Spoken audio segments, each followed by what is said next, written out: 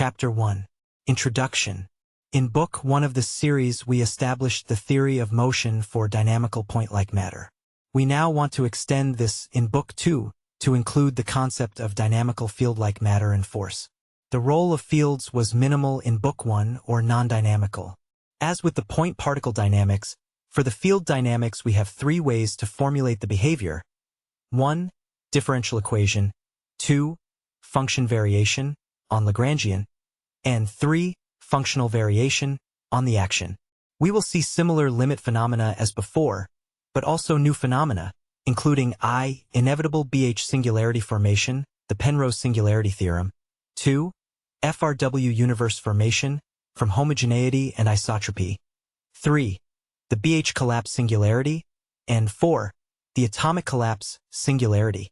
The classical field theory texts drawn on in what follows, listed by author, include Jackson, Landau and Lifshitz fluids, Ramo et al., MTW, Adler, Liepmann and Roshko, Churchill and Brown. Notice the inclusion of a text on complex functions by Churchill and Brown. This is included because a complex function gives a 2D field theory, one of the simplest field theories, and also because we will use complex analytics to manage singularities later. Thus, a careful review of complex functions is given in Appendix A. We will consider field dynamics in 2D, 3D, and 4D, and more 4D in Book 3. Two-dimensional, 2D, field dynamics can be described as a complex function that maps complex numbers to complex numbers. A novelty of the 2D complex function is it also shows how to handle many types of singularities. The residue theorem thus provides important information about fundamental structures in physics as well as fundamental mathematical techniques for solving many integrals. For the 3D field dynamics we do an analysis of the electromagnetic field in 3D. The level of coverage begins at an overview of electrostatics at the level of the graduate text Jackson. Some problems from Jackson's CHs 1 to 3 are examined closely in developing the theory itself. For some this material, in Book 2, might provide a useful accompaniment to Jackson's text in a full course on EM, based from Jackson's text. A quick review of electrodynamics and electromagnetic wave phenomena is then given. In essence, we see many more examples of ODE problems with solutions, such as for the 3D Laplacian, usually involving separation of variables. We then review the famous transform, discovered by Lorentz in 1899, that relates the EM field as seen by two observers differing by a relative velocity.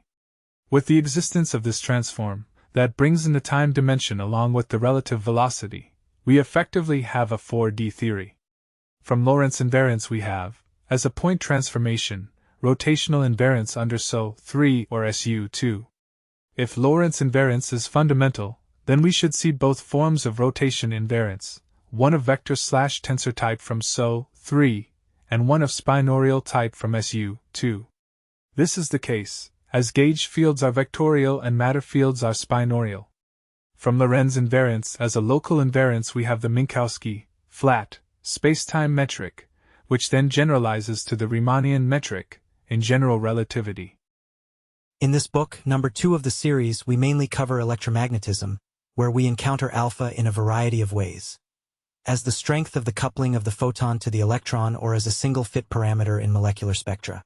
In Book 3, Manifolds, Geometrodynamics, and Book 6, Statistical Mechanics and Thermodynamics, however, alpha does not appear, instead there is the novel role of the manifold construct. So, we have the manifold geometry construct and we have the alpha perturbative maximum construct, but not in the same phenomenological group. We have either field or manifold, and with no explanation of why alpha has exactly the value it has, almost equals 1 divided by 137.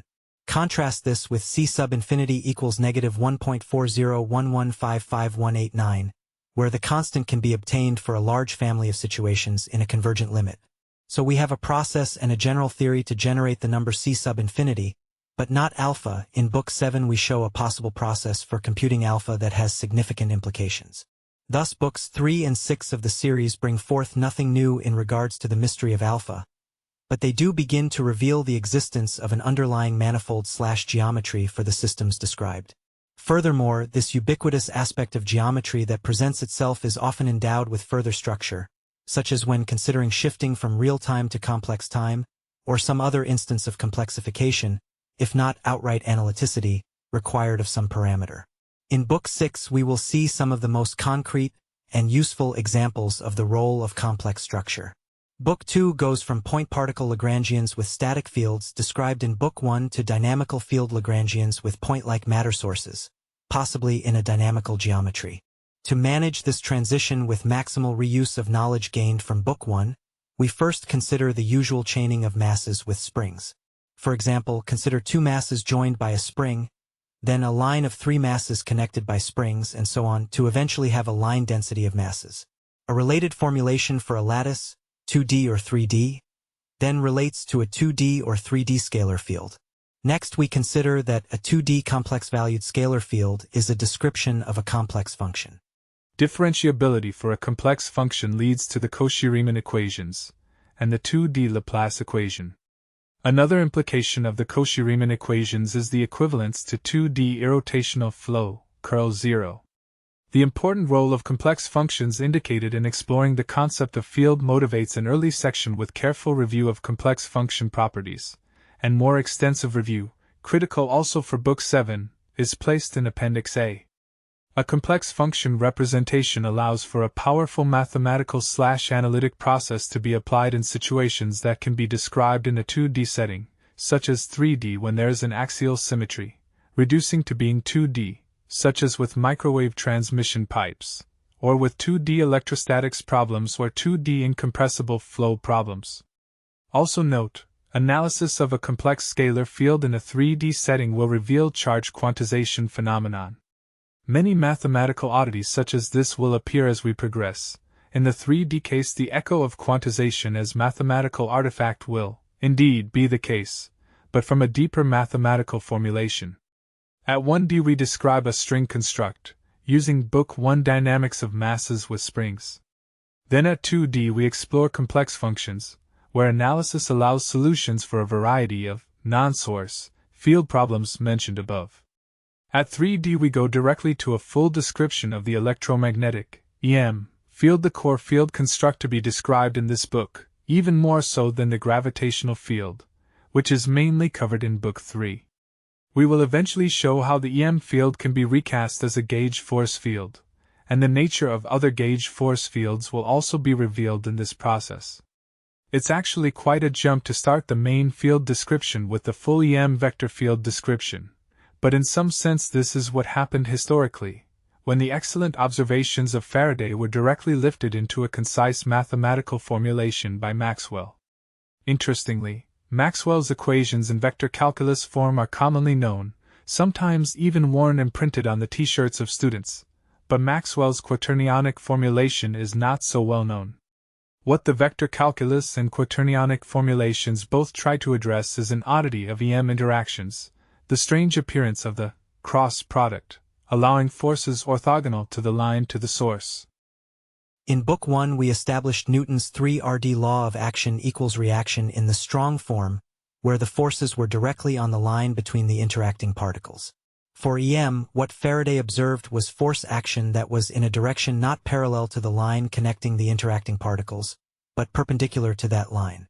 Mathematically, we need something like the cross product, e.g., we need things like I times j equals k.